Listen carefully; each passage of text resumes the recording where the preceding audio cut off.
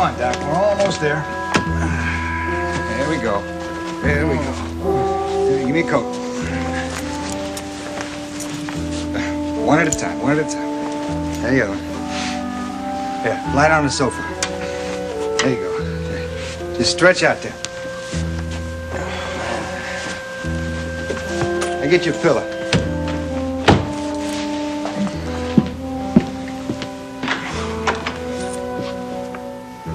Don't worry about messing up the sofa. Half the police force in Monticello slept on that sofa. Same condition. Here, prop your head up.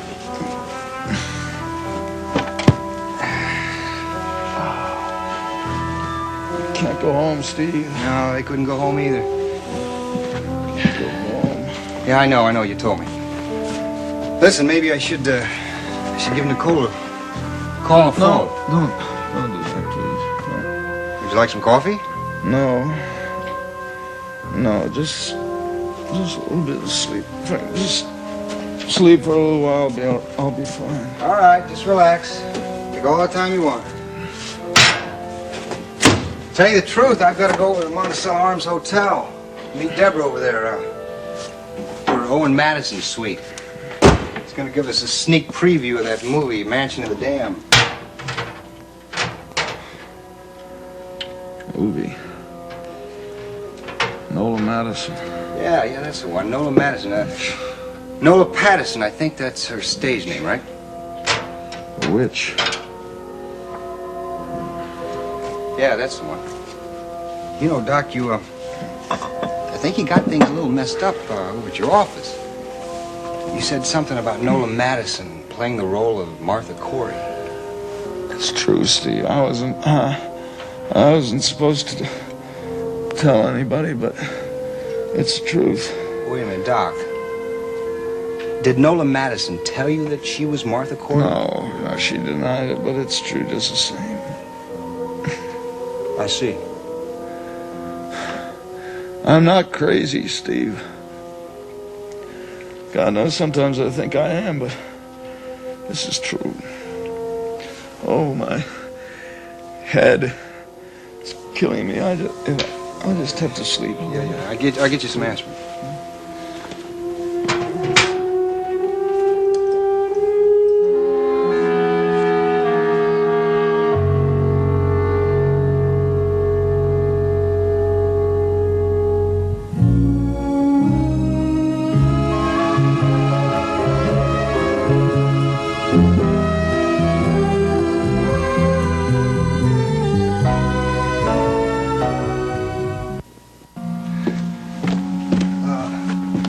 Doc, you just relax. Sleep it off. I'll see you later, okay?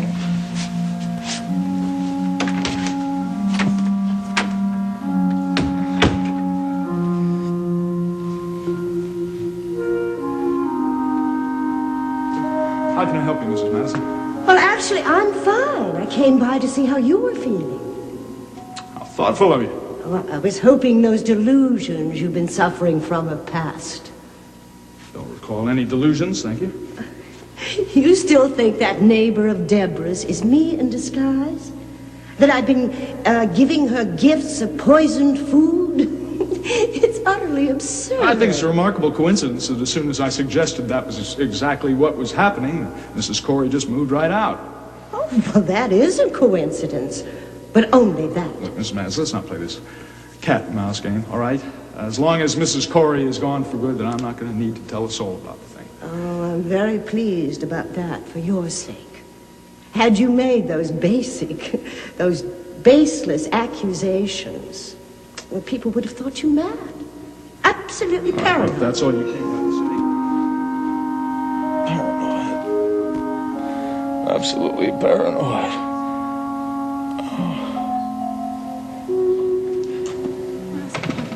Say that to him. How could you say that about me? Isn't it obvious?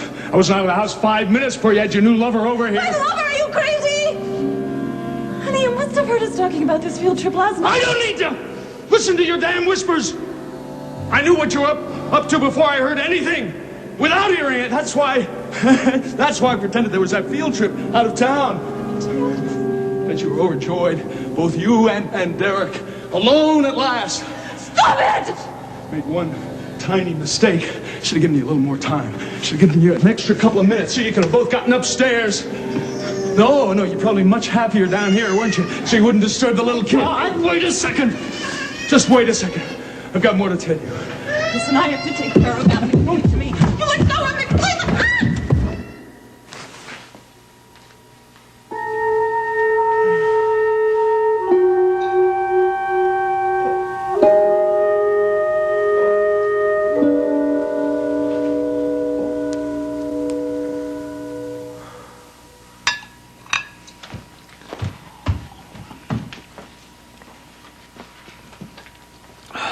Margo tell you what time she was getting back from that meeting? I thought the two of you worked hand in glove. We should hurry up. I want the privilege of telling her off. Draper, look, please, can't you just wait until tomorrow? Isn't it better to sleep on something before you do anything drastic? It depends on what you mean by drastic. When I see Margo, I'm just going to tell her what I found out about her in New York. That she's a liar, a thief, and a blackmailer.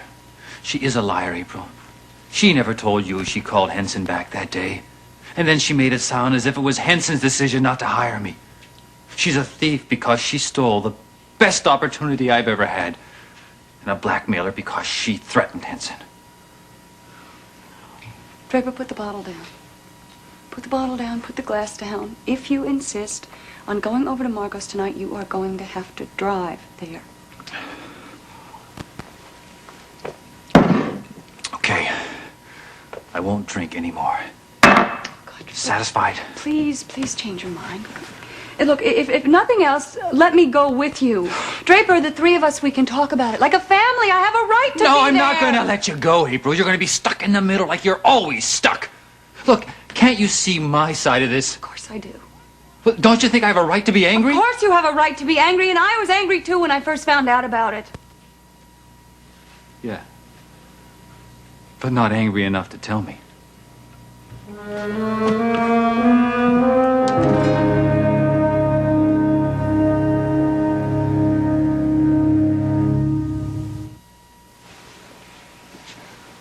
Well, I'd offer you something to drink, but I don't have anything to offer. I'm sorry. So listen, I've got an idea. Why don't I call room service and get us up something to eat, something to drink? No thanks, Owen. I already ate. Well, I didn't, and I'm hungry. My doctor told me to throw out all the food in my house, so I haven't eaten much.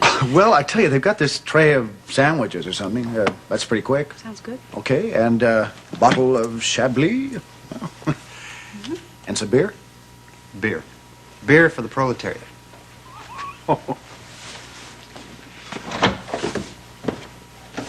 How is Dr. Kavanaugh? Well, he's doing all right. I think he'll be okay. He's sleeping it off over on my sofa. You know, I think I understand why he tied one on. Why? Well, he and Nicole got into a quarrel, and he moved out. I don't believe it. They have one of those marriages made in heaven, don't they? Well, you never know about a marriage after all the company goes home.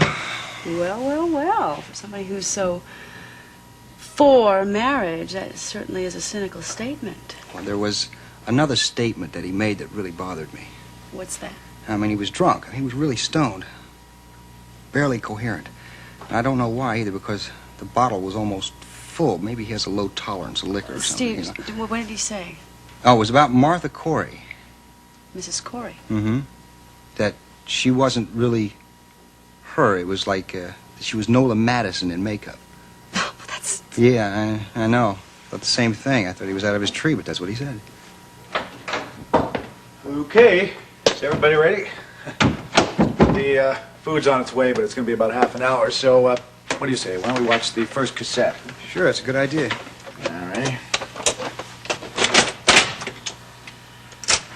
There we go.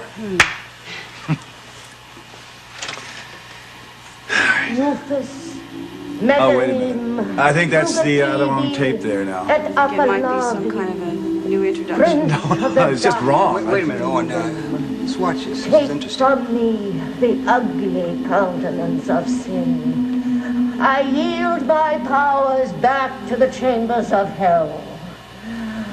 Oh, your servant Hester Atherton begs the mercy of the master of Hades. Thus do I evoke. Oh, and can you freeze that frame for me? myself- My God. Deborah, do you see what I see?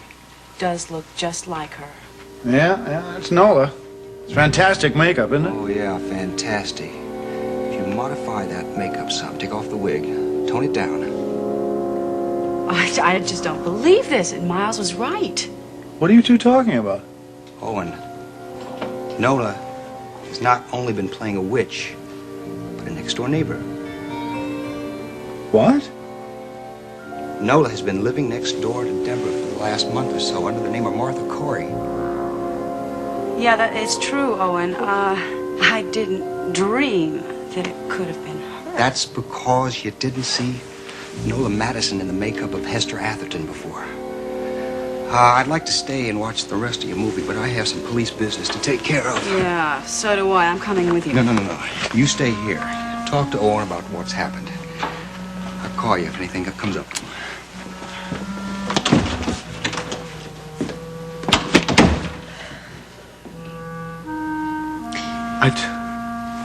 I just can't believe this. Nola? Yeah, Owen. Nola.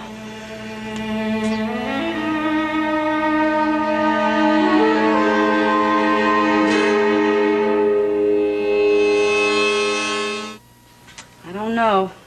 Maybe there was something familiar about that person, but whatever it was, I sure didn't think about it at the time. Deborah, look, Nola was supposed to be on vacation in the Caribbean. Well, of course she's going to tell you that. She was here in Monticello, Owen, all the time. She must have really been planning this one for a while. Well, now, look, come on. It could have been a coincidence. A lot of old people tend to resemble each Owen, other. come on. Nobody looks like the witch in your movie. I am telling you that Hester Atherton and Martha Corey are the same people. God. Oh. Well, listen, you know what? It is true that she came back to Monticello a lot sooner than I thought you would. Well, I'm just trying to think back. Oh, of course I remember the first time I saw her. She was pretending to be sick.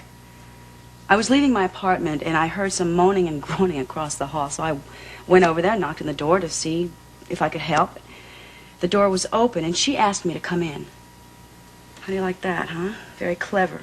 What better way to get to somebody than to get them to do you a favor? Why would she do that? I mean, what is Nola going to get out of that? Malicious pleasure, Owen. Oh. She knows everything about me. She knows all about my life. Are you saying that she was spying on you? That's the idea.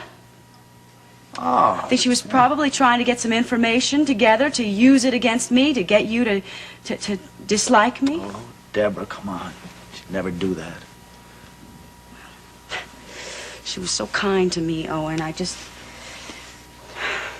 feel like such a fool. I believed her. She was lying to me all this time. Oh, God, that's not the only thing either. What else? She was there in the room listening to me when you called me from California. No. Oh, yes, she was. I remember that night.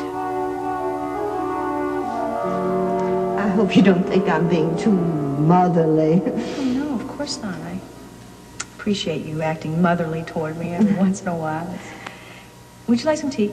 Oh, no, please don't trouble. What's no trouble at all? Come on in. I've got plenty of hot water and lots of tea bags.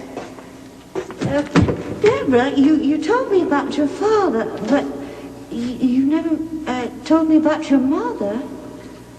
Well, there's nothing much to tell. She died when I was a baby. Oh, you poor child. Well, that's why I became so attached to my father. Isn't that usually the way it happens? Still, a child needs a mother. Well, sometimes I think it's adults who need mothers most of all. Well, I'm a poor excuse for a mother, I know that. Just a lonely old woman living all by herself who bothers her neighbors much too late at night. No, you don't. I appreciate any motherliness you can hand out. Just don't do too much of it. You know, you've got a life of your own. Oh, well, my life doesn't mean very much. Not when you're alone. Excuse me. Hello? Deborah, God, you're home at last. God, I've been calling you all night. Owen? No, I'm still up. I was just out with some friends. Oh, God, it's good to hear your voice. I feel I haven't heard it in about a year. I haven't seen you in a century. God, she must have been enjoying that. Listening to me, talking to you in California. Your own wife. Oh, eavesdropping. God. Wasn't the only thing that was happening to me that night either. Oh, no. Now what? Oh, well, that was the night I got sick. In fact, that was the beginning of my illness. Say, that's right. No, wait a minute. Just tell me about that. What were the symptoms, actually? Well, I passed out that night. Steve had to knock down the door because I wasn't able to come. Oh. We had tea. It was the tea. It was. I had tea with with Nola that night. Don't you see the connection? I'm trying to tell you that Nola has been trying to poison me.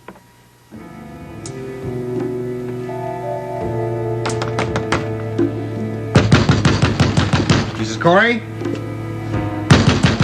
Mrs. Corey? Mrs. Corey! No, not you again. Please don't break it down. I'm not gonna break down your door. I happen to be looking for the lady who lives here. Well, she rents the apartment. It doesn't mean she lives here all the time. Hey, aren't you with the girl next door? You switching to old ladies now? Have you seen her? Do you know where she is? Not in a couple of weeks. For all I know, she could have dropped dead somewhere. Do you always look on the bright side of things? Listen, what good is an empty apartment? Look, did she leave an address? A forwarding address? Not a thing, no. Hey, is the old lady a crook? Maybe worse. Excuse me. Oh.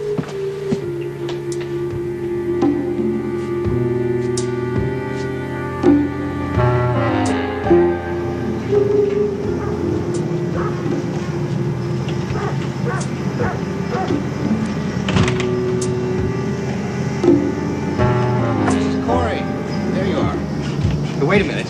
Hey, let go! You Hey, wait a minute. Not a purse snatcher, damn it. Then you're not an old lady, Mrs. Madison.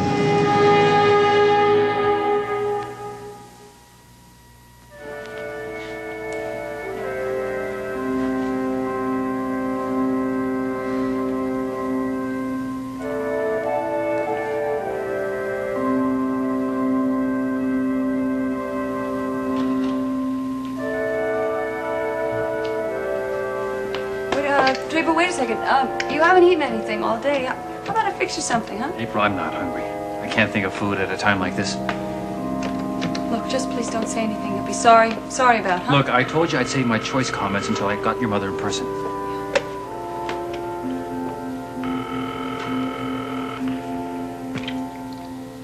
Hello? Margo, it's Draper. Oh, Draper, darling. Hello, how are you? How was your business trip? Very productive. I learned a great deal. Well, April was terribly unhappy to have you out of town last night. It's too bad you had to stay over. I'm afraid she's not much happier now that I'm back. I'm very angry, Margo. Why did things go that badly? Look, Margo, I want to talk to you. I want to see you right away. Oh, you mean you and April? No, Margo, just me. April wants to come with me, but I won't let her. She's not going to like what I have to say. What do you mean? Margo, when I was in New York, I didn't go there just to see a client. I saw David Henson's widow. Oh, yes, I heard that he had died, the poor man. I'm sure that makes you very sad, Margo, especially since the two of you were such good friends. Mrs. Henson told me exactly how good. She also told me that her husband would have done anything for you. Look, whatever she told you was probably grossly exaggerated. I'm afraid the woman does not like me very Look, much. Margo, I'll be over there in half an hour. We'll talk about it then. No, Draper, don't come over when you're in such a bad mood. You probably say something you'll regret. Look, call me tomorrow and we'll set up a meeting. No, Margo, it's going to be tonight. If I don't get the answers to these questions, I swear to God, you'll never set foot in my house again. All right, but not right this minute. I have an errand I have to take care of. Could you make it in about an hour? I'll see you then. She's going to see me in an hour. She's got an errand to run. Why are you getting ready to go now? I mean, it only takes a half an hour to get over Because there. I'm going to go for a drive. You said to cool down. Draper, look, please. please, why don't you just wait until tomorrow, huh? I mean, things always look a little brighter in the morning. No, you know? April. Gotta take care of this tonight. Then I'm going with No. you. No. Just stay right here. Try to understand.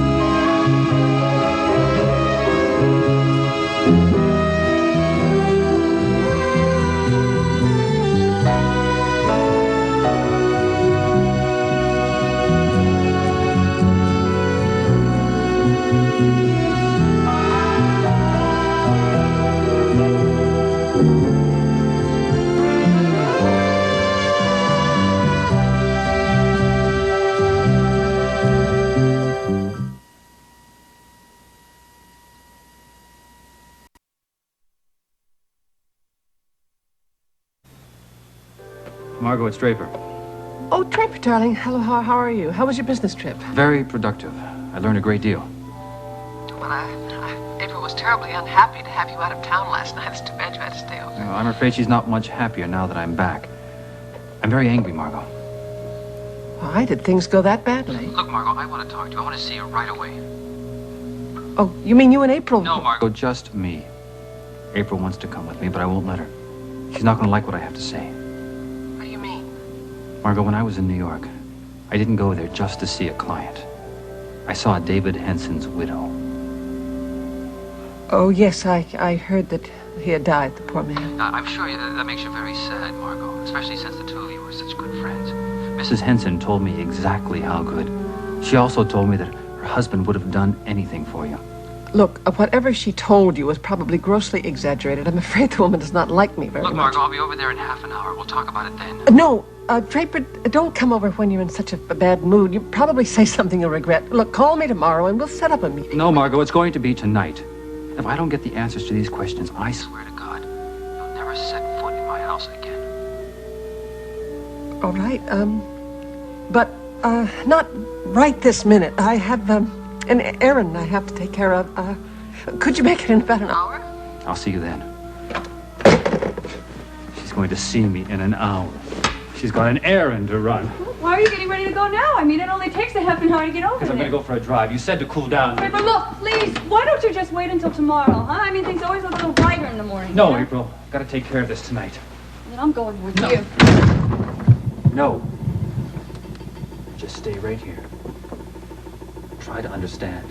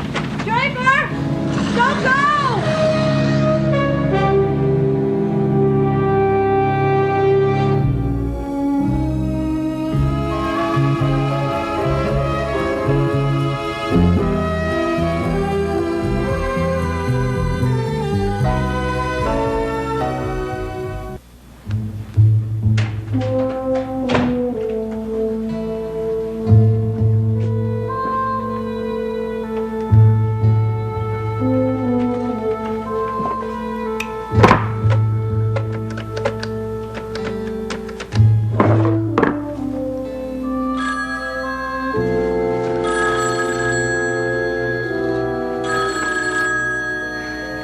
Hello, Nicole, it's April.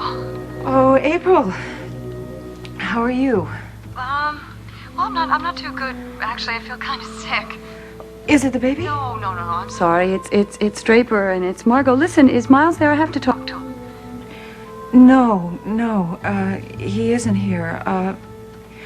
Maybe he's at the office, or he could be at police headquarters. Damn it, I was hoping he could help me.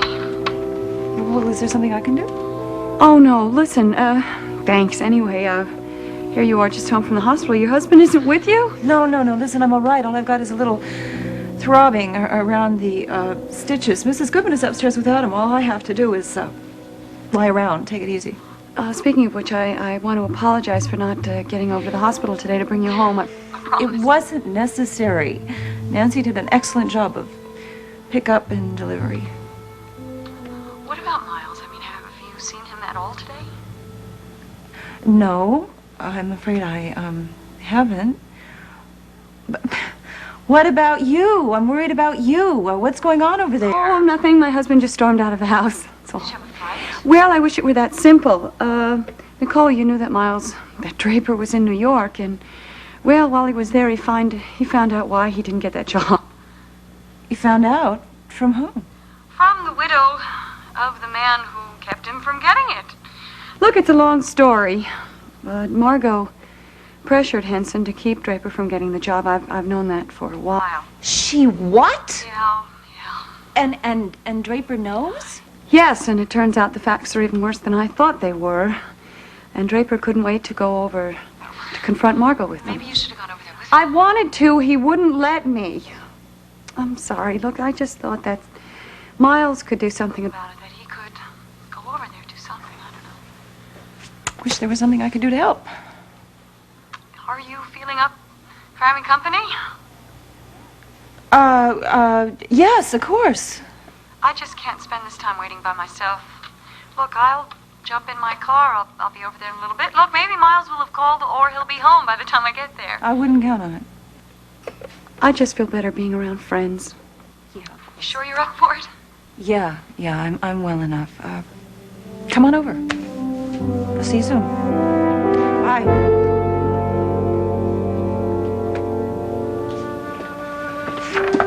Well, how'd it go, Dennis? Well, okay, for the first day on the job.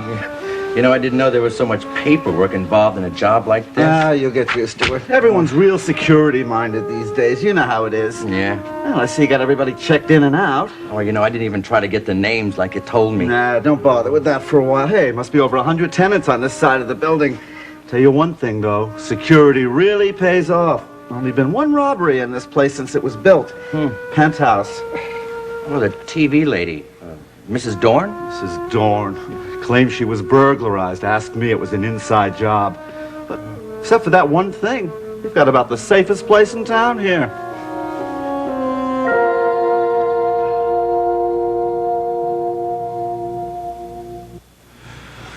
I don't know, Deborah. I just don't know. Nola must be absolutely mad. I mean, what did she think she was doing? Dressing up as some old woman to spy on you? To poison you? That is the truth, Owen. Oh. And that explains everything that's been happening to me. You know what bothers me is that she's been trying to poison me all this time, and there's absolutely no way that I can prove that she's been doing that.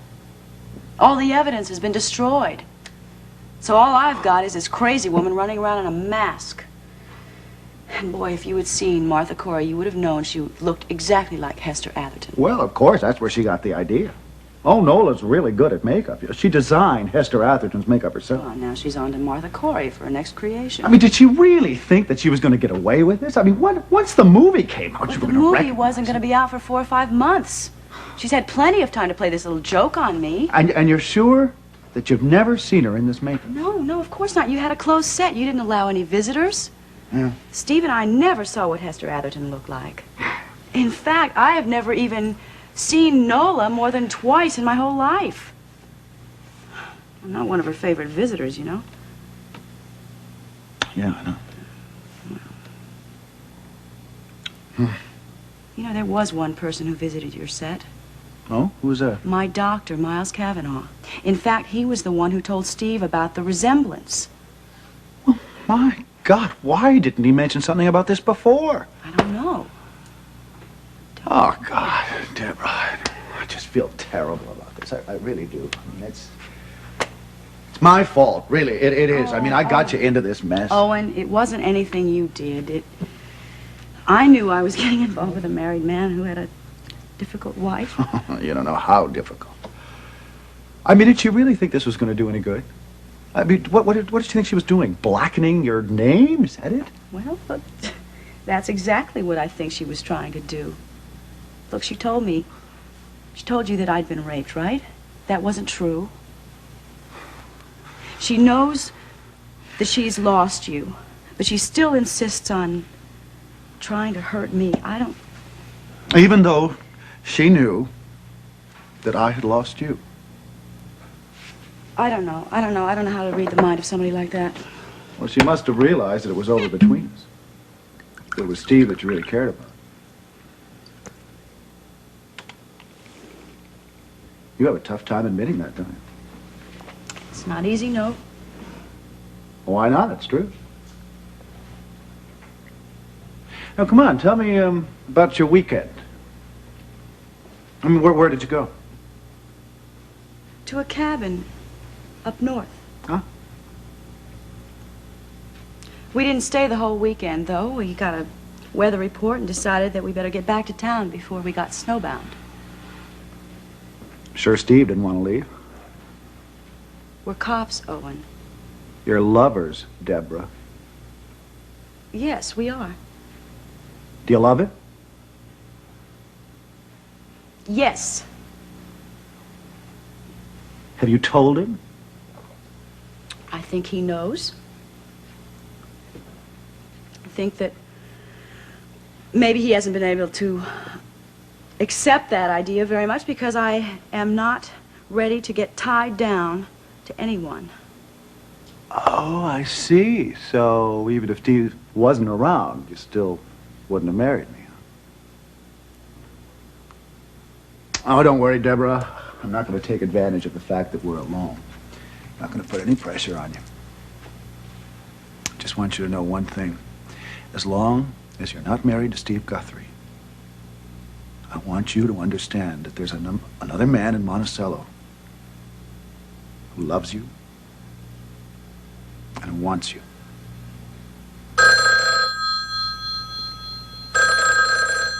Excuse me. Hello? Oh, yes, Steve. Yep, she's right here. Hold on. He wants you. Yes, Steve, where are you? Deborah, I'm in your neighborhood. I came over to see if Mrs. Corey was in her apartment. Oh, I'm sure she wasn't. She hasn't been there for the last 2 weeks. No, I just saw her. You did? Mm-hmm. Right outside the building. Right on the corner. Nola Madison in her makeup. And when she saw me, she took off.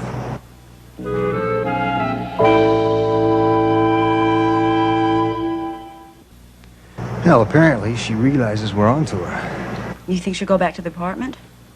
Well, I thought she might. That's why I decided to stick around here. But I guess she's not that stupid. Steve, why do you think she came back? I don't know.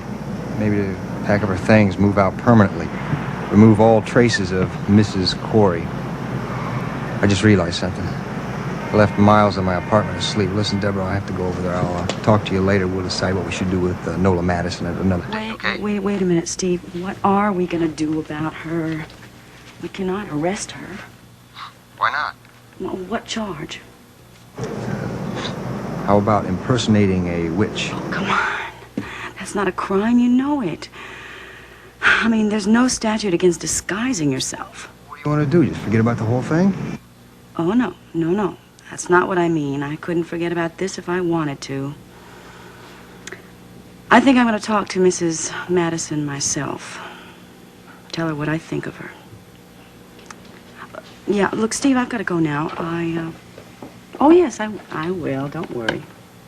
All right, bye-bye. Well, Steve saw your wife dressed up like Mrs. Corey. No. It's incredible. It's just incredible. Well, it is true, Owen. I believe it. Steve believes it, especially since we saw the movie. Actually, you haven't seen the movie yet. Oh, well, I don't think I'd like to right now. I'm not quite in the mood. All I could see was your wife dressed up as Hester Atherton, and all I could think of was Mrs. Corey. Deborah. What? Tell me, are you going to expose Nola? Not publicly. I don't think it would do any good. Only humiliate me. I mean, here I am, a detective, and I get fooled by a disguise. Oh, come on. Are you kidding me? I wouldn't even recognize Nola in that makeup. Just wish Steve had caught her tonight. I believe Nola deserves everything she gets. I mean, right now just isn't the time.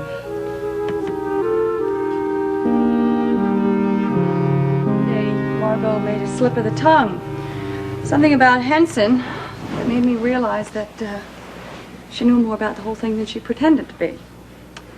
So, not much else for her to do, but I forced her to admit the truth. Over to where things get worse. I was angry, she got upset, and then she, well, wanted to make some kind of immediate amends, I guess, and, well, she called Henson while I was in the room and made him swear that he would see Draper. He didn't. No, and all along I thought it was his decision. Now it appears that Margo called him back when I left the room and told him to completely disregard the first phone call. Then she lied to you. She did. I suppose she did. And that is when Henson took off for Europe instead of seeing Draper. Somebody else got the job. Oh, I don't have to tell you how broken-hearted Draper was. And all he wanted to do was go break Henson's nose. In fact, he was willing to take a trip to New York to do just that. Well, he went to New York. Yeah. And Henson's widow told him the whole truth. Oh, boy. I'm worried. I'm really worried about what's going to happen next.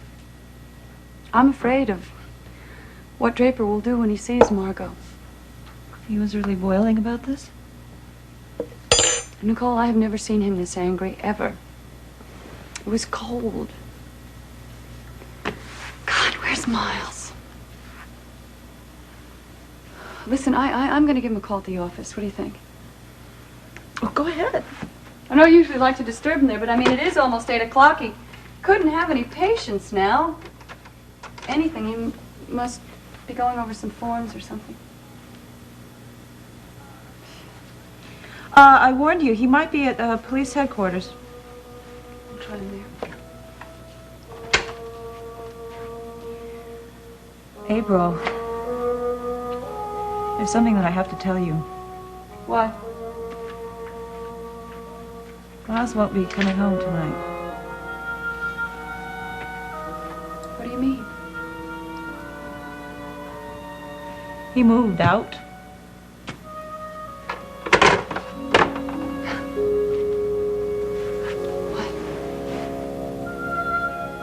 Well, that's why I didn't come by the hospital this morning to pick me up. Take me home.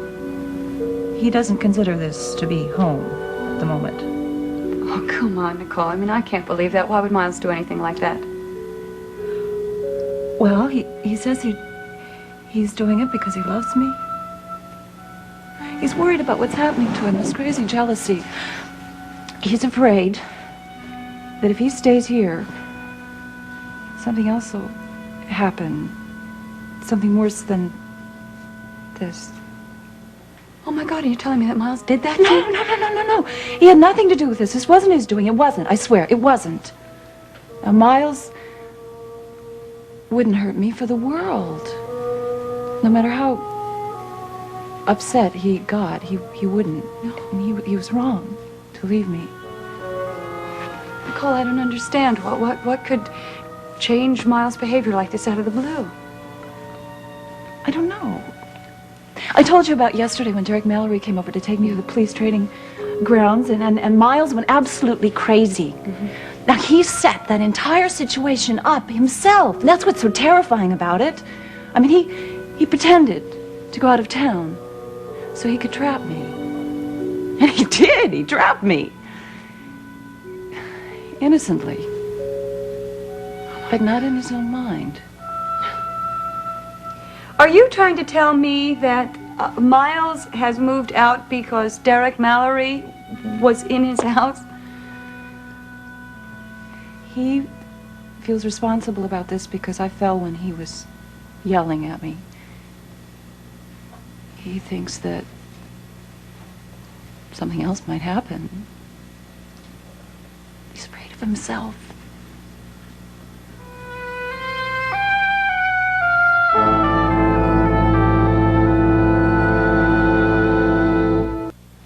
I'm really sorry. I shouldn't be burdening you with this. You've got troubles of your own. Please, no. I feel stupid. I mean, I had no idea things were this serious between you and Miles. Nicole, we've got to do something.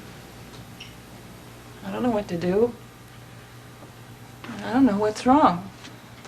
I kept telling myself over and over again that it was overwork, that he was just a little bit too tired. You know, he'd get some rest, he'd be himself again. Well, no. I don't think it's that simple. Nicole, Miles needs medical attention. Yeah, I think so, too. But I don't know what to do. Look at the two of us. We're really a pair. Worried sick about our husbands? Oh, hi there, Mr. Scott. Oh, you just missed your mother-in-law by 2 seconds. She just got in and went upstairs. Thanks. Said you were expected. You were to go right up. Just what I'm going to do, Oscar. Right. Well, good night, Oscar. Good night, Dennis. Hey, did you see that one, the private elevator? Who was he? Mrs. Doran's son-in-law, Draper Scott. And didn't he look like the wrath of God? Well, I'll see you tomorrow. Yeah. Good night. Good night.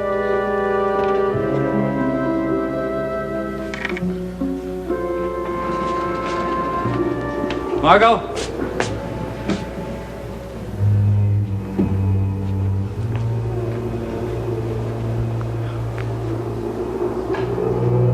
Margo?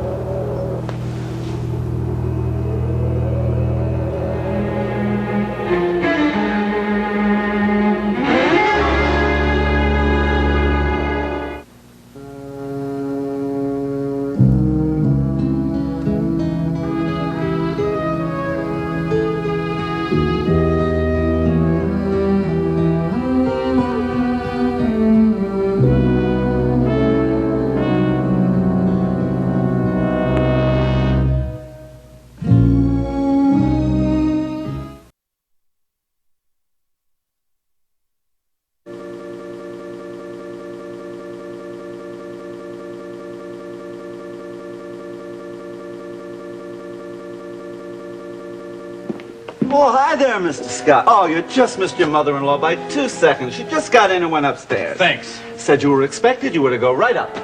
Just what I'm going to do, Oscar. Right. Well, good night, Oscar. Good night, Dennis. Hey, did you see that one, the private elevator? Who was he? Mrs. Doran's son-in-law, Draper Scott. And didn't he look like the wrath of God? Well, I'll see you tomorrow. Yeah. Good night. Good night. Margo!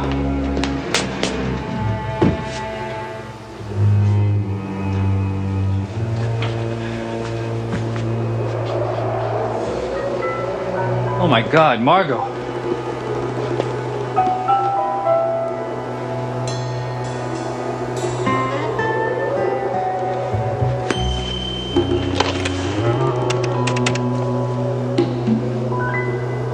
Hello, I need an ambulance right away. 123 Rivershore Drive. Dorn. D-O-R-N. Margo Dorn. It's in the penthouse. She's in very bad shape. She has a head injury. I don't know if she's dead or alive. It looks like murder. Scott. Draper Scott. Yeah, I'll be here. And hurry.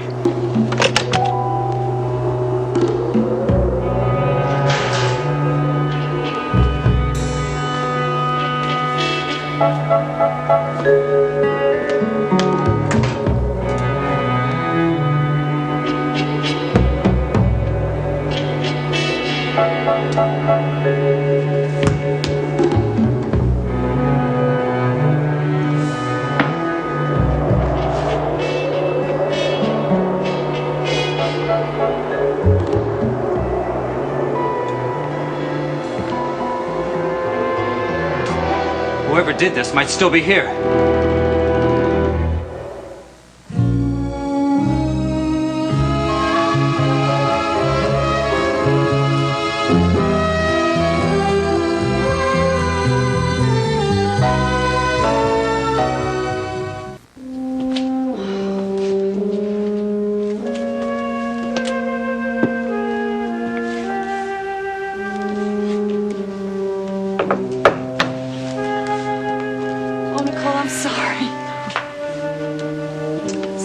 I'm not alone tonight. You. Do you know that if anyone had ever told me that you and I would be sitting here worrying about where our husbands were and what they were doing, I would have told them they were nuts. You know where Draper is and you know what he's doing. Yeah, I know where he is.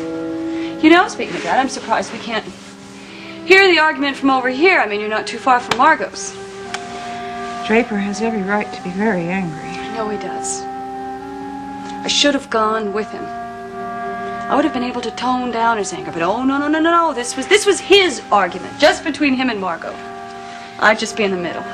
You know, this might be the best thing, you know, for Draper to get this all off his chest once and for all. Maybe, I don't know. He doesn't stay angry for long. But I'm real worried about it this time. Nicole, you have no idea the ugly things I thought of when he stormed out the door. I even imagined that I saw... What? What? No, nothing. I don't want to talk about it. Well, you know, in about 3 months, us two are going to be getting along just fine. Yeah, how do you expect that? Well, in about 3 months, you're going to be a mommy, and Draper's going to be a daddy, and Margo's going to be a grandma. I think that's going to make all the difference in the world. I really hope so. I wish there was something in my life that would make a difference. Nicole, I can't tell you how awful I feel about what's happening between you and Miles. I just wish there was something I could do, or at least something I could say. But frankly, I just don't understand it. Well, I don't understand it either. At least there's a rational reason for Draper's behavior. I can't say the same thing for Miles.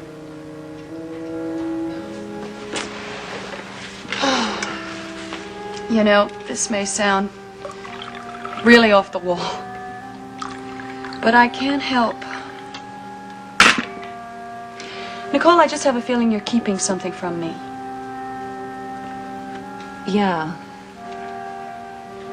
There is something I maybe should tell you. Miles is responsible for this. Indirectly. I was running up the stairs and he grabbed my arm, and that's when I lost my balance, and that's when I tripped, and that's when I fell. Nicole, did he push you? No. I mean, it was an accident. It was such a crazy argument. I mean, where did he get this idea about me and Derek? I don't know. And you realize that my husband doesn't want to be around me because he's afraid that he might hurt me? God, no. He is so frightened. It's as if he doesn't know what's happening to him either.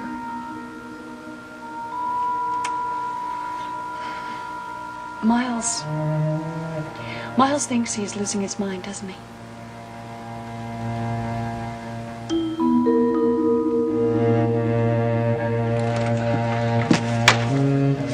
Miles? Hey, Miles. Oh, Miles. Not here. Oh, that's gratitude for you. Wow. One tank's still open for business. Sure, hey, come on in. Thought when you weren't here, maybe you were feeling a little better, but you still don't look so hot. Probably feel worse than I look, if that's possible. Well, if you weren't feeling better, why did you leave? I thought maybe some fresh air would do me some good. Yeah, well, you left your coat. You could have caught pneumonia, you know that? Here. Or maybe I could clear out the cobwebs a little bit. Well, where'd you go?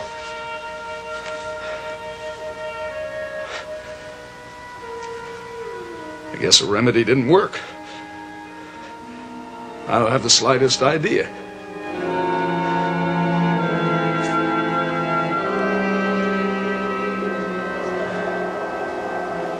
Look, I told you. I came in, and I saw Margo lying on the floor. That's it. Just a few more questions, Mr. Scott. Is it true that when you called the police emergency number, you used the word murder to describe what happened here? Yeah, I guess I did. I was reacting more than I was thinking. I see. Look, I'm a criminal attorney. I walk in, I see a woman with a bloodied head, a bloodstained poker lying next to her. What the hell am I supposed to think? Look, there don't appear to be any signs of a struggle or even that a robbery took place. So, look, we'll be checking into those possibilities further on, of course, but did you notice anything else? Yeah. I heard something on the porch, on the terrace, and I went out and I searched it. I searched the whole house. Well, what did you find? It was empty. I was the only one here.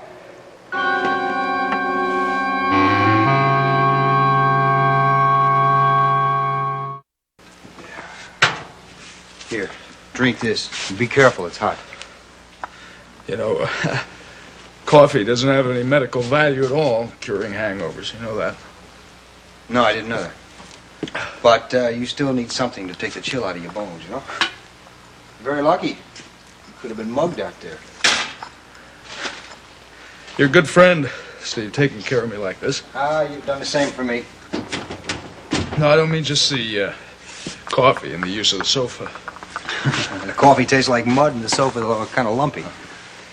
I meant, where you got me out of my office with nobody seeing me in the condition I was in. Well, I didn't think you were in any condition to see patients. If any of them had seen me, I might have lost my practice. And I would have lost a lot more than I already have. Hey, don't worry about it. Nobody's going to find out. You're not going to do this again, I know. Why'd you come by my office? Are you sick or something? Me? No, I'm fine. I wanted to ask you about Nicole. Popular lady. What'd you want to know? I heard she had an accident.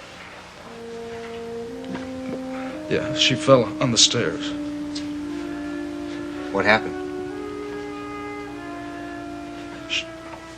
She was going up to look in on Adam. He was crying, and she was in too much of a hurry, and she tripped and she fell. That's it? That's all that happened? It's not going to happen again, Steve. I don't understand. What do you mean? I mean, I've taken care of it. She won't be that clumsy again. Miles, was it because of Nicole that you were drinking? Miles. Miles. What? I said, was it because of what happened with Nicole that you hit the bottle? I mean, I can understand how it got you upset. Bottle. It's funny, I don't remember having any more than one drink.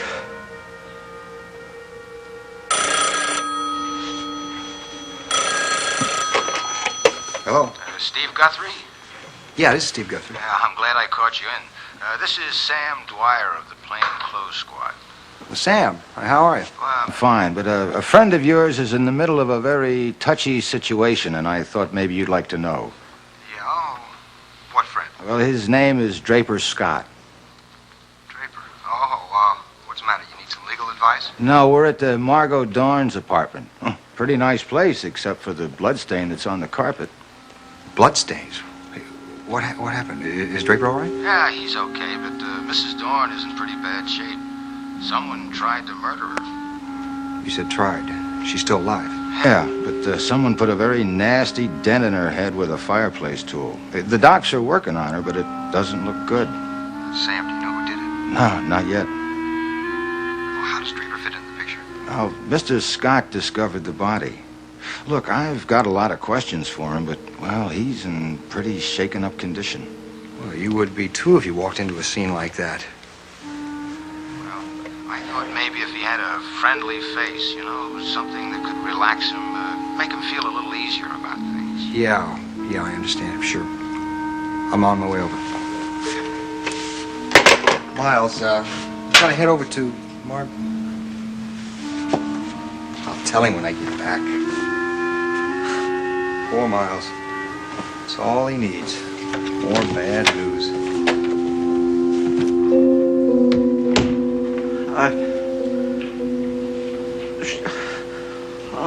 So hard to think at a time like this. She was so... she was a lovely woman, Mrs. Dorn. God, who would want to do such a horrible thing? Well, that's what I'm trying to find out. I want to help. I want to help you more, but I can't think of anything I haven't already told you. Well, you're sure about the time sequence?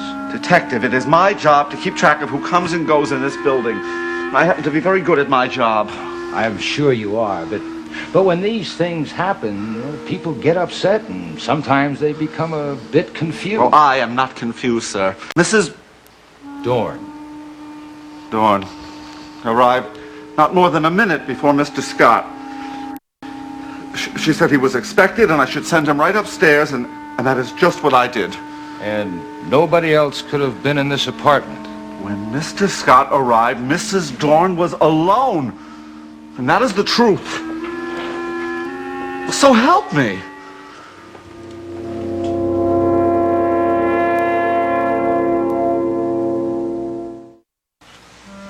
No, it's just me again. Right, well, okay. If he does call, just give him a message. Good night. Hasn't gone back to his office, huh? I'm getting to be best friends with his answering service. Every time I call, they pick up. Well, maybe he went back to his room. You want to try there? I left 6 messages with Monticello Arms. When he comes in, they're sure to give it to him. Hey, look, he probably just went to a movie or something. You know, anything to get his mind off. You know what I'm afraid of? What? He's gotten these messages. He just doesn't want to talk to me. No, Nicole, he wouldn't do that. Miles loves you, and he wouldn't worry you needlessly. I suppose so. I'm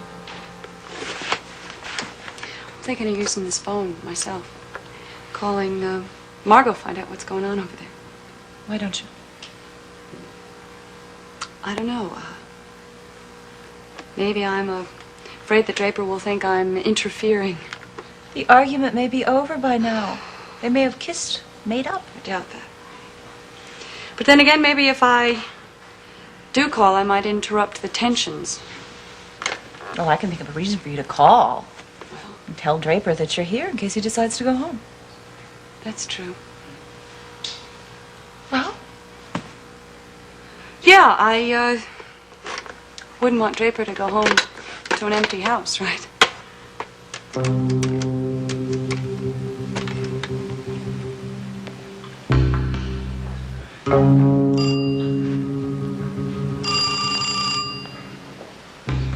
Why don't you answer that, Mr. Scott?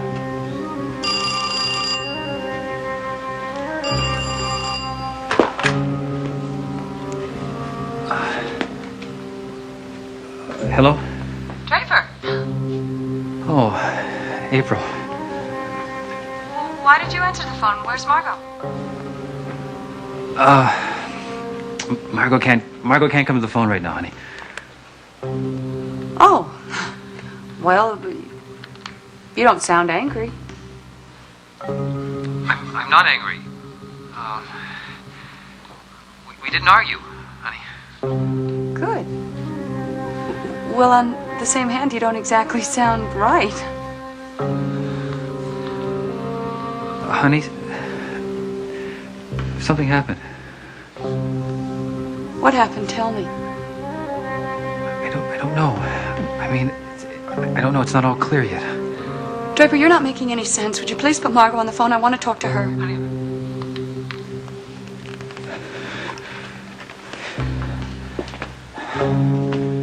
Hello? April, it's Steve Guthrie. Steve, what are you doing there? I'm here on official business, I'm afraid. Talking about. April, I don't know how to tell you this. Your mother's been assaulted. She's been beaten pretty badly. No, that isn't true. Look, April, just try to stay calm, okay? Is she going to be all right? She is, isn't she? April, she sustained a very severe head injury. The medics are trying to revive her now. I'm coming right over there. No, April, look. When Draper got here, he found your mother unconscious, lying on the floor. He's the one who notified us. We're just trying to put the pieces together right now. I guarantee you we'll find who did this. I'm coming over. There's nothing you can do. I have to be with my mother, Steve. Listen, they're going to take Margo to the hospital very shortly. You're in no condition to drive over here, no state of mind at all. Look, I'll send Deborah over and pick you up, all right? I'm at Nicole's.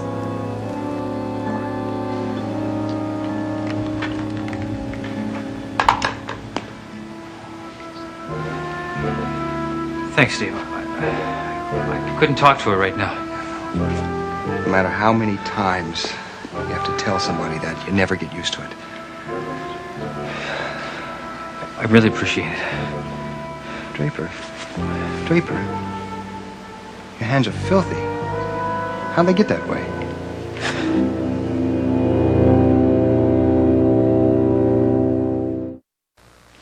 I don't know, Steve. It must have been that fireplace tool I picked up. Wait a minute, you picked up that fireplace tool? No, not that one. This one. I put it back in the rack. Draper, what were you doing with this? I was protecting myself. It occurred to me that whoever did this to Margo was probably still in the apartment, so I checked it out, Steve. I guess I forgot to tell Dwyer. Draper, what were you doing here? I had an appointment to see Margo.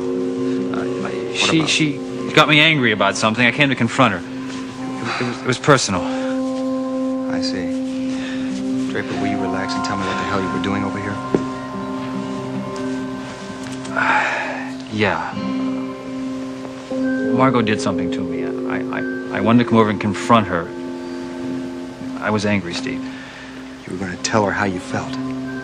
Yeah, in no uncertain terms. Draper, do you know that Margo got here just minutes before you arrived? Yeah, I know it. I was downstairs waiting for her in the car, Steve. I saw her come in. I came right in after her. The doorman says that you came in that elevator right there a minute after she got into this apartment, and that you're the only one that could have been here. Wait a second, Steve. If I didn't know you any better, I'd think you were trying to make it sound like I'm the one who did this. No, I'm not saying that. Well, that portable respirator finally did the trick. Mrs. Dorn's breathing on her own now. Thank God. Look, when she comes around, she'll tell you what happened. Well, she hasn't regained consciousness. She's alive, but just barely. Well, let's hope they keep her breathing. That's the only way we're going to find out what really happened.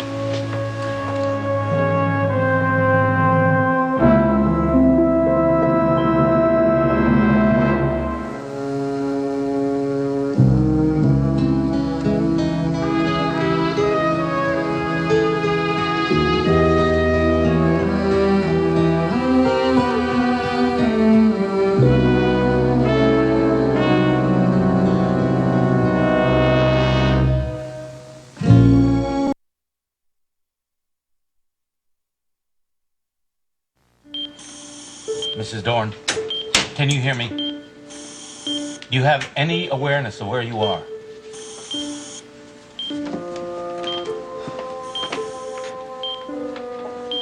Excuse me. Are you Mrs. Dorn's daughter? I don't want anyone else in here. Yes, I'm April Scott. I got here as soon as I could. How is she? Not good, I'm sorry to say. She's gonna be all right, isn't she? I don't give out doses of false hope, Mrs. Scott. Her condition is grave. She hasn't regained consciousness, nor does she respond to any type of stimulus. How bad is her head injury? Her skull was fractured. A complete set of x-rays has been taken, and I'll be consulting with our resident neurosurgeon to determine if an operation may be of use to relieve the intracranial pressure. Sounds risky. Any surgery involves a degree of risk, but it may be her only chance. Will you do whatever you have to do to make her well? We'll do our best.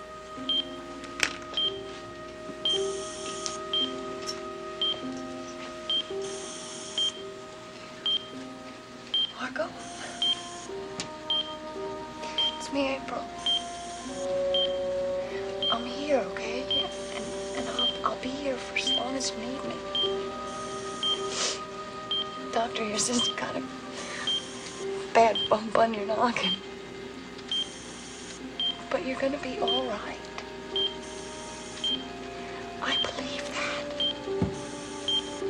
You have to too. Mrs. Scott, she can't hear you, you know. Doesn't matter. Excuse me.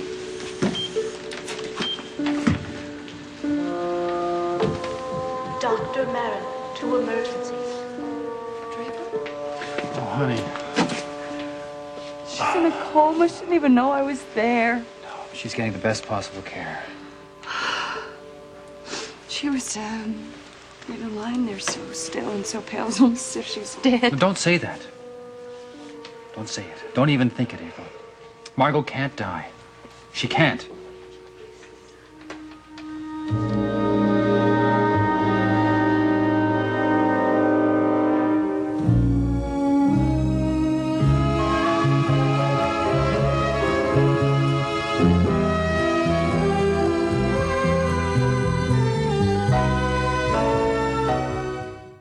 Draper, the way you said that about Margo not being able to die, you weren't just saying that to reassure me, were you? No, honey, why would you think that? I don't know. I'm going to be happy when Margo comes out of this. Then she'll be able to tell everybody exactly what happened. We all want to know that, don't we? Dr. Marin, emergency, fourth floor. April, how is she? Deborah, she's in a coma. They're evaluating some tests to see if some brain surgery will help. I'm very sorry to hear about what happened to your mother, Mrs. Scott. We're going to do everything we can to apprehend the person who did this. Thank you, I appreciate that, Chief, but what I care about right now is that she gets through this. Oh, Margo still hasn't regained consciousness, Chief. So if you came down here looking for a statement, you're wasting your time. Actually, Mr. Scott, I'd like to talk to you. Me? I told Dwyer and Guthrie everything I knew. Now, I wonder if we could go over it again. When you talked to them, you were under a great deal of stress. You may be able to recall something now that you had forgotten, something that might be important. All right, what do you want to know? Let's start from the beginning, if we may. You had an appointment to see Margo Dorn, is that right? That's right. I talked to her, and I said I wanted to come over and speak with her. About what? That's personal. Could you please be a little bit more specific? Margo did something very cruel to me, and I wanted to make sure she never, ever did it again. Doesn't sound like you were going to make a friendly visit. No, it wasn't going to be friendly. Exactly what kind of mood were you in when you went to see her? Were you mildly annoyed? Angry? Were you in a rage? He was upset, that's all. Look, You were just upset. April, I can handle it. I was angry. I was very angry. Did Mrs. Doorman know why you were coming to see her? Yeah, on the phone, I told her I'd been to New York, and she knew whom I'd seen, so she put two and two together. What time did you make this appointment? 7 o'clock. I wanted to go over right away. She said, no, wait an hour because she had an appointment. Is that what you did? Yeah, I got over there at 8 o'clock. I parked my car, waited for her to come home. How long was it between the time she entered the apartment and the time you did? It was immediate. In fact, the doorman said she had just gone upstairs. You followed her up directly? Yes. What did you find?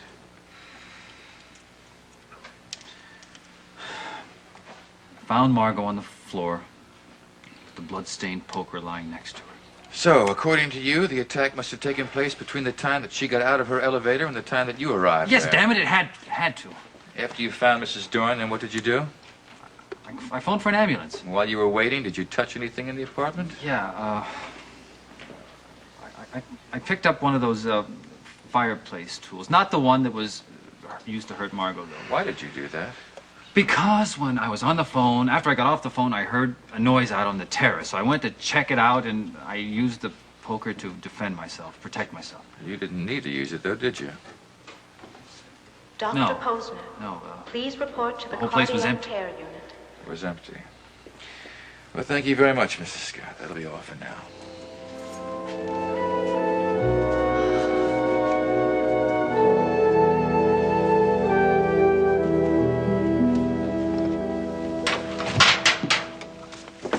Oh, hey, Steve. I woke up. I wondered where you'd gone. Sorry, I had to go out. I know how it is. Phone calls at all hours. You have to go out in the middle of the night. Yeah, well, the difference is you visit patients, I deal with victims. Listen, I tried to put everything back the way it was. I washed a few of your dishes for you. Oh, thanks, Doc. That wasn't necessary. No, it's the least I can do. I mean, after all, you've hidden me out, let me sleep off my drunk here. I'm very grateful. You haven't heard the news yet, have you? No, I guess I haven't. What? Miles, I got some very bad news for you. Is Nicole all right? Yeah, no, she's fine. It's Margo Dorn. A couple of hours ago, somebody tried to kill her. What? She's in critical condition at the hospital. A very bad head injury. Well, how did it happen? Somebody broke into her apartment. I guess these days you're not even safe in a high-security building. Do you know who did it? No, we just started the investigation, but believe me, we will find out. All right, I gotta get to the hospital. She's being taken care of, Miles. There's nothing you can do. April should be there, and I really ought to be with her. Miles, you know you were right about Mrs. Corey. What do you mean? Well, when I came to your office, you said something about Mrs. Corey and Nola Madison being one and the same. Oh, I must have really been out of it. I don't remember telling you about that. Yeah, well, I thought it was a lot of nonsense, too, until I saw the movie Mansion of the Damned. But then it all made sense. Well, just keep Deborah away from her, will you? All right. Well, I gotta get going. Say hello to April for me. Now what? Hello. Steve, hi, it's Deborah. Oh, hi. I'm at the hospital. There's been no change in Margo Dorn's condition. I don't know whether that's good news or bad. What condition are you in? Me? I'm beat. I'm ready to go to bed. Yeah, I don't blame you. Been through a long day, huh? Yeah. Is April there? Yeah, April's here, and so is Draper. Chief Mallory, too. I suppose you've heard Draper's story about what happened. Yeah, some of it. I still don't know why he was visiting his mother-in-law. I gather it wasn't a very happy occasion. No, it didn't start out happy or end that way either. Steve, I am very worried about this. Really? Well, listen, all right, I'm on my way down there now. No, you can't do that. You're exhausted. I know you shouldn't. It's all right. I'll be right down. Good for you. Good cop. See you later. All right, Detective. I am willing to listen to any and all theories on this case. Well, at the moment, I don't have any. It's too early. Is it? Mm-hmm. It is for me. The only thing I feel sure about is who didn't do it. That's Draper Scott.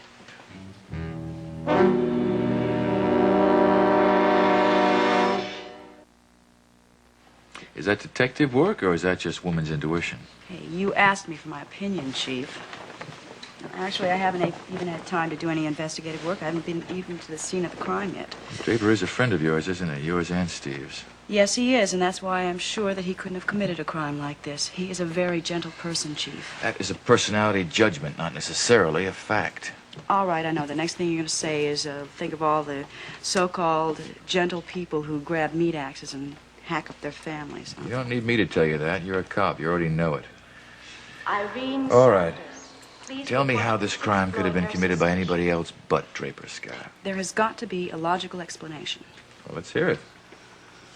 Well, maybe somebody came into the house some hours earlier, hid out, clobbered Margo right before Draper arrived. And how did he make his escape? Draper already said the apartment was empty. The terrace doors were found open. I see. So the perpetrator just flew off the terrace. The only one I know can do that is Superman, and he's on our side. Cat burglars are pretty acrobatic. Somebody could have lowered themselves down from the roof by using a rope attached to a grappling hook. Well, if it was a burglar, why didn't he steal anything? There were no signs of burglary. Well, maybe burglary wasn't the motive. Oh? What are you trying to suggest?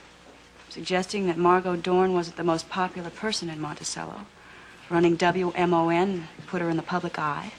She had a reputation for being a very strong-willed, stubborn woman. People like that usually have one or two enemies. Find me one who was there tonight. Has Elliot Dorn been notified? I haven't seen him here yet. We've been trying to locate Mr. Doorman, but so far no luck. Well, I think I know where he is. Give him a call.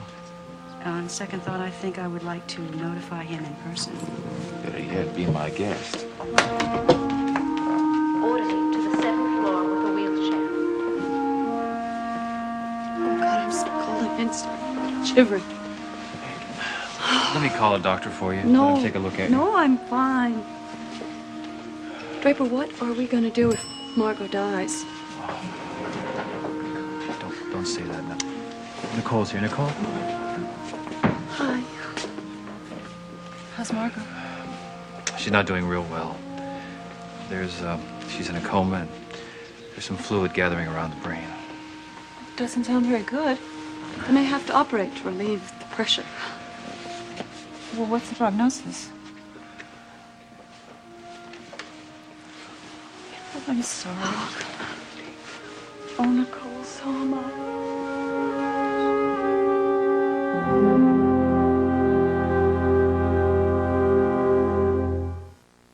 You know, when I got over there, then I saw Margo lying on the floor. I forgot what it was that I went over there for in the first place. Draper, you were alone with Margo. Oh, God. You were alone with her in that apartment. If you keep admitting to the police how angry you were, they are going to say that you had both motive and opportunity. Hey, no, wait a second. You don't think I had anything to do with this, do you? When Margo regains consciousness, she'll tell you exactly what happened there. And what if she doesn't regain consciousness? What then? Now, stop it! Listen, let's get on to the cafeteria and get something to eat, I'm all right? not You probably- hungry. Now listen, April, Draper's right. You have to take care of yourself. Now go, let him take you down. We'll get some I told tea. Margo I was here and that I wasn't going to leave. Listen, I'll stay.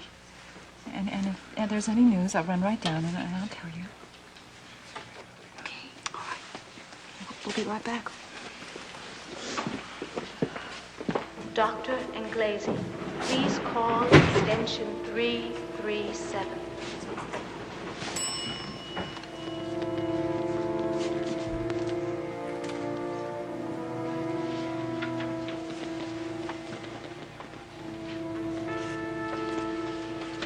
I thought I'd be finding you here. Derek. I know how close you are to the Scotts. How is April? I don't want to think how she's going to feel if Margo dies. How's Draper holding up to this? He's very concerned.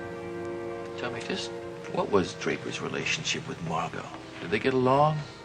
Did he make a lot of mother-in-law jokes behind her back? Why are you asking me? Well, I always try to find out some background on the relatives of any violent crime victim, and in this case, he was the one who found her. I can't tell you anything, Derek. Well, You were a good friend of April's and Draper's, and you worked with Margo. Certainly you must know the kind of vibes that were going on between the two of them. Derek, this isn't the time for third degree. Is there any reason that you're avoiding this subject? Is there something you don't want me to know? I have a lot on my mind. Nicole, this is a very important question. Derek, just leave me alone, okay? You really are upset. I'm sorry. If there's anything I can do.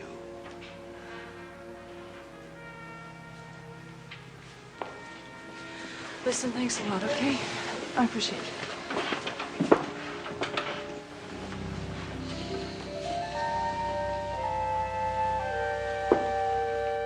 I turned on the news and heard what happened to that poor woman. I was absolutely shocked.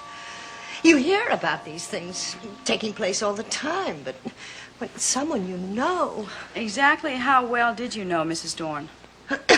Actually, we only met a couple of times, all in relation to that party that Margo gave to celebrate the beginning of Mansion of the Damned, the production. She seemed like a lovely woman. Owen was her friend, you know. They go back lots of years. So you're saying that you don't know anybody who was her enemy or anyone who would like to do her any harm? Oh, heavens, no. Well, I was hoping to talk to Elliot. Do you know when he'll be around? Elliot? Elliot Dorn. You do know him? Oh, yes, of course. Well, I should hope so, since he is living here. How did you know? What is Owen trying to do? Hone his skills as a gossip columnist? He had to be the source of that information. Elliot is still married to Margo. I have a few questions for him, too. Oh. Well, aren't you going to grill me? Don't you want to know my whereabouts when the dastardly deed was committed? Well, it's very kind of you to offer the information, Mrs. Madison, but in your case, it's not necessary. Oh, really? I know exactly where you were, Mrs. Madison. Nola, I'm home. Deborah, how's my watch? Oh, so you know about it? I heard about it on the car radio. I couldn't believe it. Oh, look, you look as if you could use a drink. I certainly could. She's still alive, isn't she? They didn't send you over here to tell me. As far as I know, she's coma. Don't know how long that's going to last, though. Even though Margo and I were separated, I still had a great deal of affection for her. Well, if you cared so much, why didn't you go straight to the hospital? I came back to see Nola. Wanted her to come with me. I value her support. I see. Where were you tonight, about 8 o'clock, Elliot? You must be joking. You're not implying that I had a hand in this. Where were you? Listen, is this an official question? I can take you down to headquarters and make it so. Sorry, I'm a bit overwrought. I was at the movies. There are a lot of movies in Monticello. Would you care to be more specific? Sure. In the downtown area. Riverside, I think. What did you see? That's an awful movie. Practically put me to sleep. Did it have a name? Yeah, well, I guess even awful movies should have names, shouldn't they? I don't know. I came in the middle. I left in the middle. I didn't bother to wait for the credits. And what did you do after the movie? I went into a bar for a nightcap. Did the bar have a name? The bar had a flashing neon sign, which I saw. I went in. It wasn't the kind of place that required reservations, if you know what I mean. It's too bad you don't seem to remember very much about what happened tonight, Elliot. Well, I apologize for my lack of attention to detail, Detective. I wasn't aware that I was going to be a suspect. Actors have notoriously bad memories. I can vouch for that. Is there anybody who can verify what you've just told me? I was alone. I see. Well, I'll make a note of that in my report. And if any details happen to come back to you, I'd appreciate you calling me, letting me know. You know, I have a theory of what happened at the penthouse. You do? It must have been the work of some vicious burglar. You know, Margo kept a lot of jewelry around. I've often told her that it would make a tempting target. Well, we're still checking, but it seems right now nothing's been missing. I see. So, I guess we'll find the truth out soon enough. as soon as Margo regains consciousness.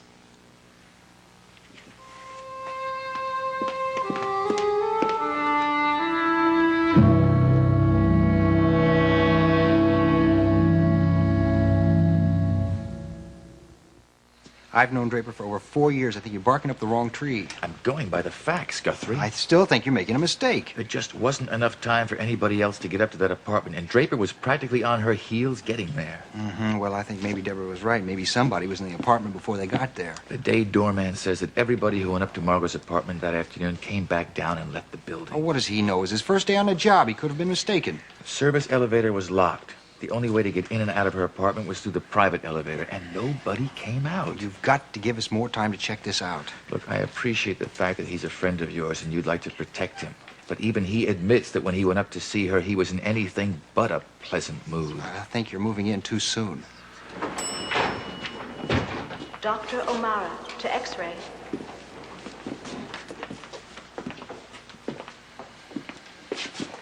Chief, Steve, any leads? I'm afraid, Mr. Scott, I'm going to be asking you to come down to headquarters soon.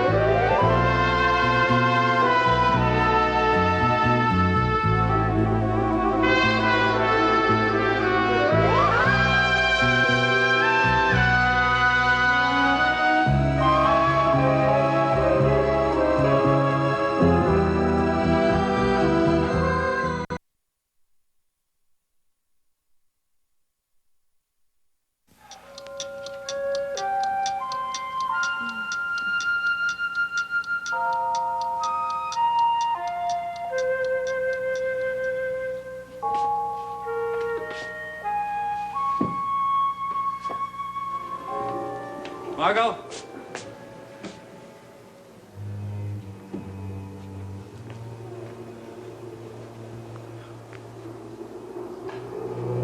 Margo.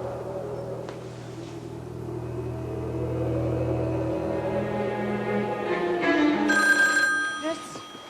Yes. Hello? Hello? Hello, Mrs. Scott. Yes? This is Dr. Corwin at Monticello General. Oh, yes, doctor. What is it? How is she? Don't worry, it isn't bad news, but there is a change. Your mother regained consciousness early this morning. Oh, thank God. Now, I don't want to raise your hopes, but I thought you'd want to know. Oh, yes. Oh, yes, thank you, doctor. Margo, she regained consciousness.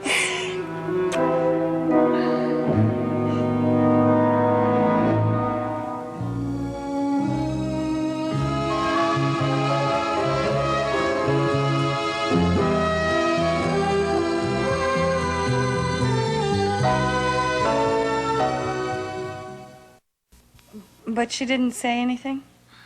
I'm afraid not, but she made some sounds that were more than reflexive, and she opened her eyes and seemed somewhat aware of her surroundings. Is she awake right now? No, not really. Well, she's in a state closer to normal sleep than coma. Listen, doctor, if I came by, Do you think she'd recognize me or maybe even talk to me? I won't make any promises, Mrs. Scott. Well, listen, I'm going to come by anyway, all right? I'll be there just as soon as I can. Thank you very much for calling. Bye-bye. Oh, she opened her eyes, Draper. Thank God for that. Oh, yeah, it's a good sign. Yeah. Is that what Dr. Corwin said, that she's going to recover now? No, he didn't exactly say that, but you know how doctors are. Yeah. They don't want to commit themselves, make any, optimistic forecasts just in case they're wrong. Yeah, I know. Oh, but I'll tell you what I think. I think the fact that he called me and told me, I think she's gonna be all right, Draper. She's gonna be able to talk to me. And you know what that means? She's gonna be able to tell us what happened. Yeah. That's important. Damn right it's important. It's more than important. It's essential, honey. Let's face it, the way it stands now, I am the only one who could have done... Draper, don't say it. I don't even want you to think it. Now, come on, okay? honey, let's not kid ourselves. Why do you think Mallory wants me downtown this morning? Yeah, I better get going. I have to be there at 9:30. I want to give Mike a call, too. See if he can cover for me at the office. Does Mike know what happened? Yeah, I gave him a call last night, told him the whole story. I mean, as much as I knew.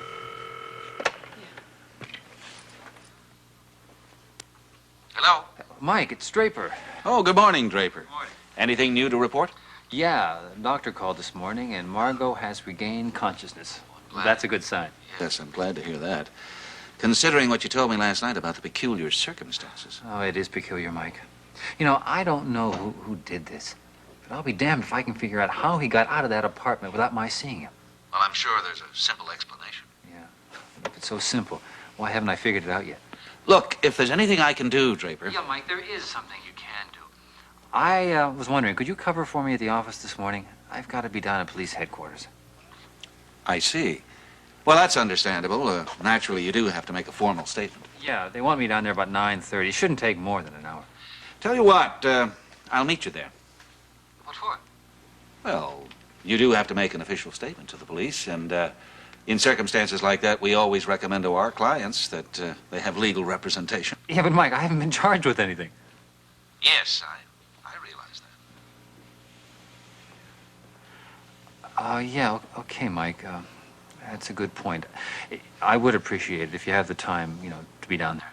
You can count on it. Goodbye, Draper. Change in plans? Yes, instead of going to the office, I'm going to headquarters. I want to be with Draper when he gives his statement to the police. But you tell me there isn't a chance that he's involved in this. Of course there isn't. At least, as far as I'm concerned.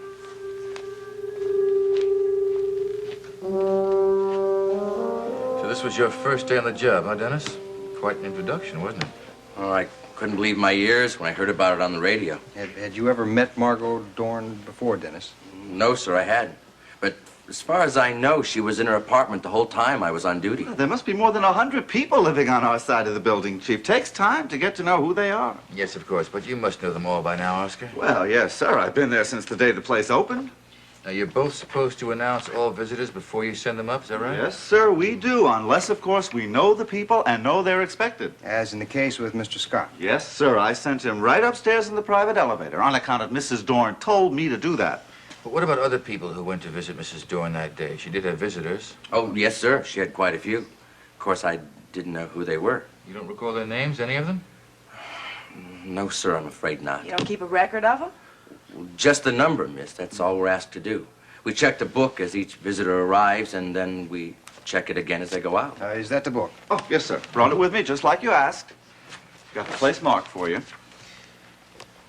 Well, it looks here like Mrs. Dorn had 9 visitors that day. 9 checked in and 9 checked out. So if this is right, that negates the theory of the hidden assailant.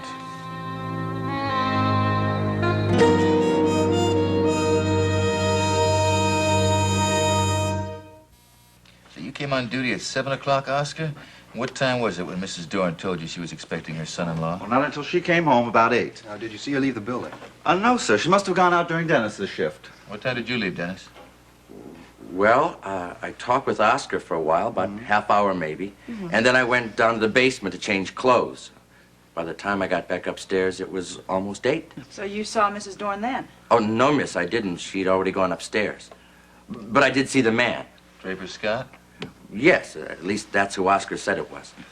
Oscar, I know you've told us this a dozen times, but are you sure about the time that Draper and Mrs. Dorn entered the private elevator? Yes, sir, I do not have any doubt about it. Mrs. Dorn came home almost on the nose of 8 o'clock, and she said to me, and I remember her exact words, she said, "Oscar, I'm expecting my son-in-law shortly. Please send him right up." She got right into the elevator, and then a moment later... Mr. Scott came in, yes, sir. The elevator door was hardly shut when he came walking in, looking like the wrath of God. Wait, what do you mean by that? Wait, I'll handle this. Just exactly how do you define the wrath of God? Well, I mean, you know what I mean. Angry, blood in his eyes. Well, I certainly didn't mean to imply Oscar, anything. you are absolutely positive that nobody got into the elevator between Mrs. Dorn and Draper Scott? No, miss, nobody could have. They were no more than a minute apart, and the elevator only stops on the penthouse floor.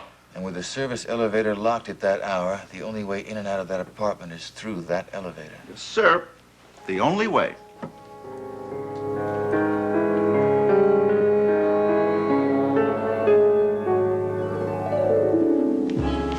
So you won't be leaving for the office just yet? No, I'm waiting for Dad to call. He's going to give me my assignment. I know what story I'd like to be covering this morning. Oh? The one in Chief Mallory's office with you. I'm afraid the press wasn't invited. Yeah, well, I'm glad you're going down there. I'm sure Draper doesn't want to face this all alone.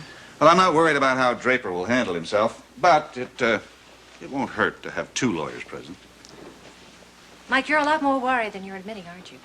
Well, I'll stop worrying the minute all the facts of the case are in. Obviously, there are some missing pieces. Well, it seems to me the answer is quite simple. All Margo has to do is to tell the police who assaulted her. Yes, that would be the simplest solution. And now that she's regained consciousness... She can clear Draper as soon as she's able to speak. Of course, he hasn't been accused of anything. But he was there. You know that. And he was angry. Yes, I know. Well, I better get going. Okay. Bye-bye. Bye-bye.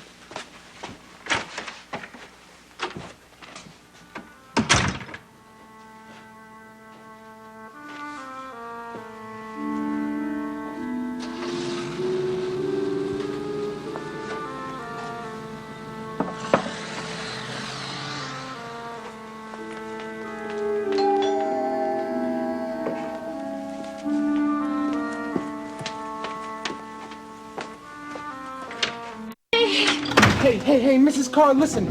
Please, don't get upset. I'm not here to make no trouble. Go away or I'll call the police. Please, Mrs. Carr. Listen, you gotta help me out. Look, I came here to apologize. Come on. Please.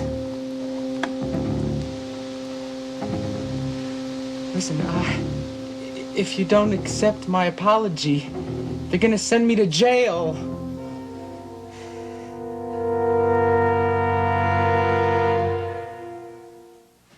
Look, I'm telling you, they're ready to throw the book at me. You know, just because I wanted you to write that note. You forced me to write that note, Benny. You threatened me if I didn't. Hey, I didn't threaten you. I needed you to help me out. You know, you owed it to me after what you did to me, after all your promises. I did not break my promise to you about the immunity, Benny. Not intentionally. I found out what happened. I had said something to somebody. You did say Look, something. I'm not trying to avoid the blame. Yeah, meanwhile, now I got a 30-day jail sentence hanging over my head because of you. But you hurt me, Benny.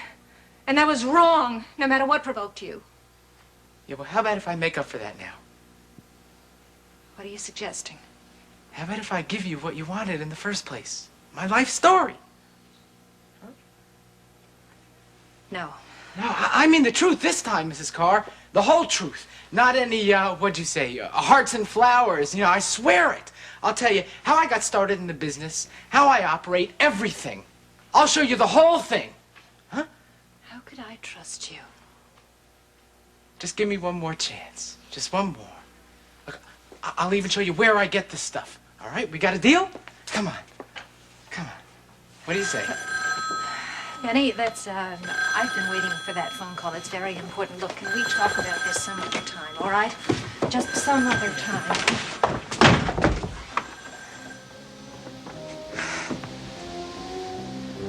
Oh, you bet we'll talk about it some other time.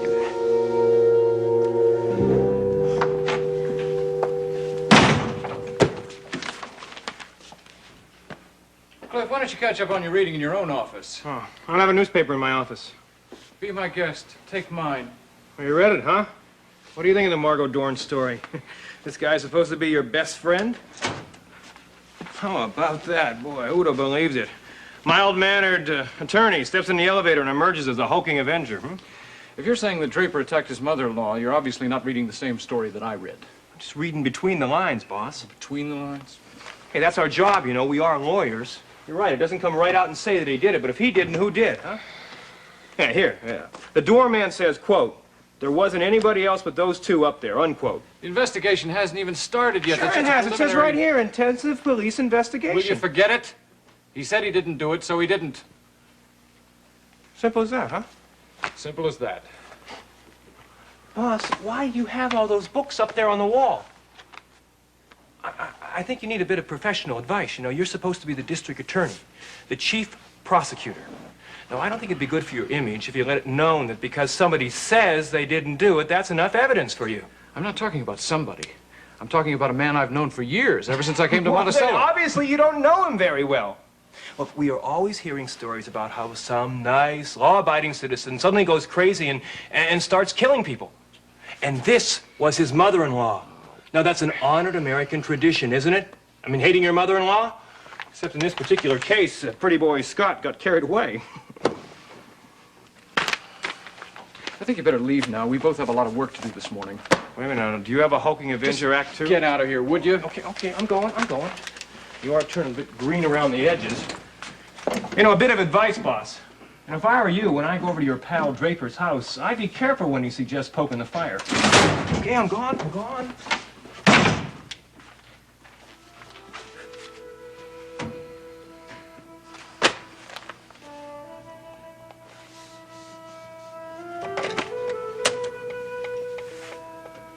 Kathy, is there any answer at the Scott place yet? Still, huh? Okay, well, try it in half an hour. Thanks.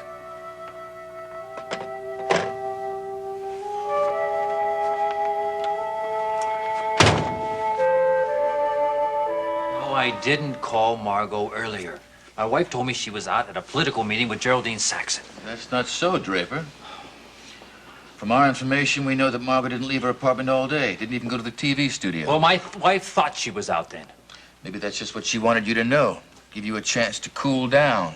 You did say you were getting a little hostile towards your mother-in-law, didn't you? No, I didn't say that. I said I was damn angry with her. Draper, don't exaggerate. You were upset with Margo because of what you learned in New York. And I realize you want to be candid, but don't overdo it. I also want to be honest, Mike. I was angry with Margo, but that doesn't mean I'm going to go Draper, up there why and... don't you tell us what it was you learned in New York? I found out that Margo was responsible for my not getting a job that I wanted. With the firm of Seward, Paxton, and Whiteside. That's right. Mrs. Henson, the widow of the man who vetoed my appointment, wrote me a letter. She said she wanted to talk to me about it. And that's why you went to New York? Yeah, I had client business there, but that was the main reason.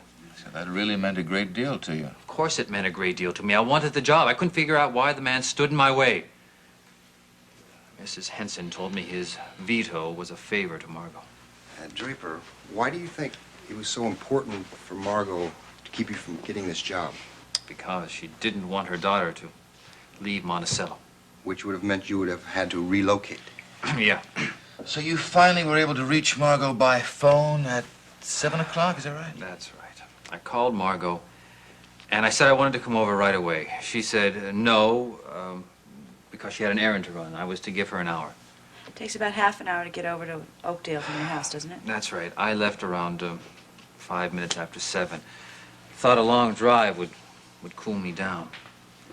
I got to the apartment building around 10 minutes of 8. I parked the car and I sat there and I waited for her. And you saw Margo enter the building? That's right. I saw her. I followed her right in. She was already going up in the elevator. The doorman said that she had left instructions for me to go right up.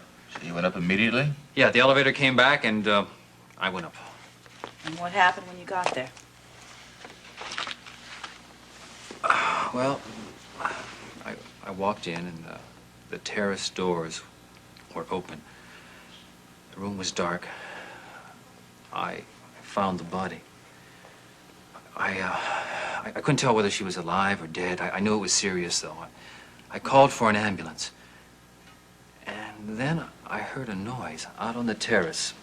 I went out and I looked, and it was the wind. It knocked over one of those trees she had up there.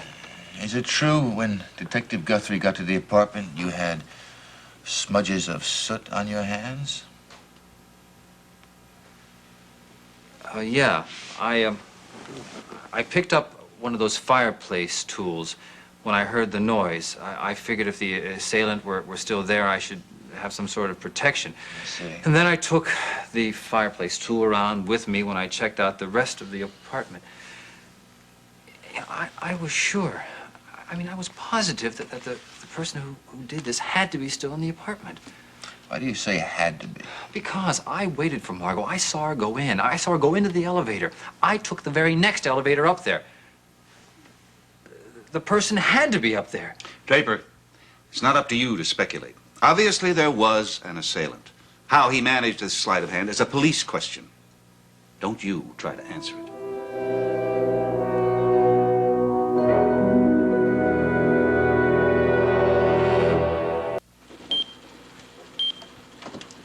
Yes? They said it was all right? Yes, please come in, Mrs. Scott. Has she said anything? No, but she opened her eyes a few minutes ago. Her pupils are dilated, and I don't think she saw me, but perhaps she'll see you.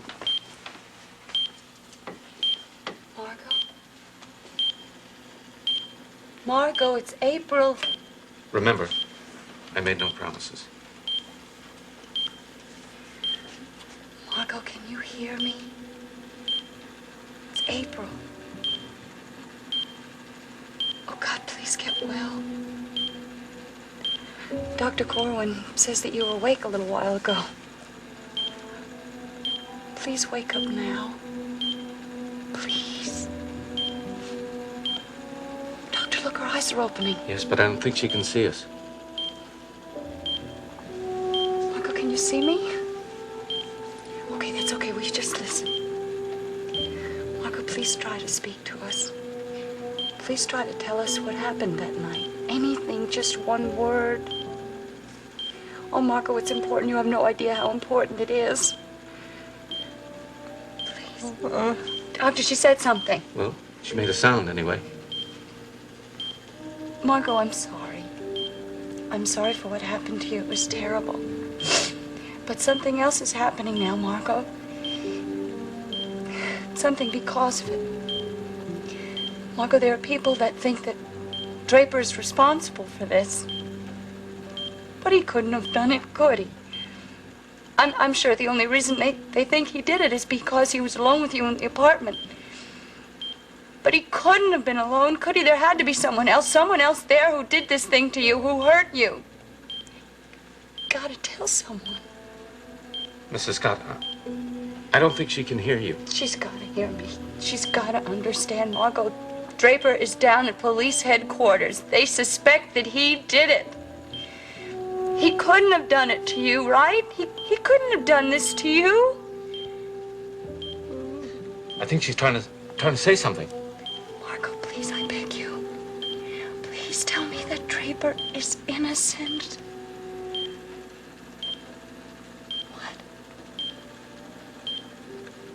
No.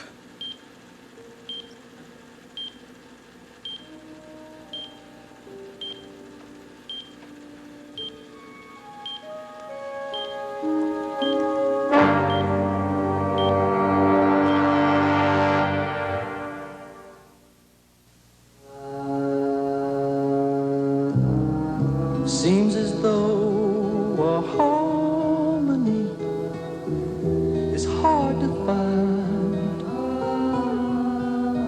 always on our mind. In frustrated days pass without sight, the edge of night